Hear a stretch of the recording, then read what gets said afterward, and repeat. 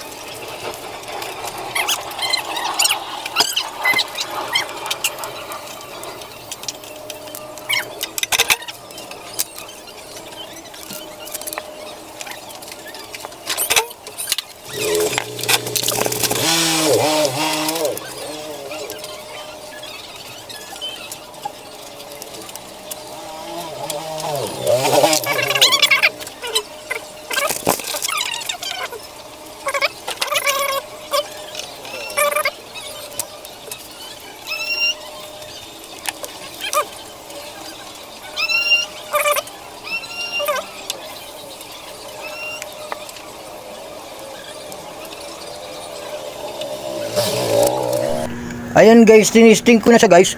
Umuusok na siya guys dito, may usok na siya. Ayan, sigurado, mainit na yan. Ayan guys, pwede natin i-check. Kasi linagay ko siya sa tray. Ayan, dito na siya malapit na. Kung mapapansin mo, yan may usok na lumalabas guys. Meaning, mainit na yan. Ayan, buksan na natin guys. Ayan. Talagang mainit na guys. Ayan, ha? Sureball na siya guys. Ayan, ito yung kanyang tubig. Ayan ay, pa-check na na. Siguro, dandalang na ha, baka ano, umuusok. Ayan, na-confirm natin, natumbok ka agad ang problema. Bunutin ko lang. Palitan tayo ng ito ang capacitor, nagpalit ako. Yung magnetron niya wala naman shorted. Chinik ko kanina, wala naman shorted yung magnetron. Dito ang nagkaroon ng problema kasi yung fuse niya, ayan. Wala na rin. Busted na rin ang kanyang fuse. Pag may fuse na busted, sigurado mayroon papalitan ng mga ganito. Kung hindi yung magnetron, yung capacitor, ayan. Okay naman siya, mainit na siya. Follow, share, and subscribe guys. Ayan, sana nagustuhan mo ang aking video. Ayan, mainit na, Nay. Mainit na yung nandun. Opo, ayan. Hindi kasi uminit na, hindi yun. Kasi ayan, dito naman lumabas yan.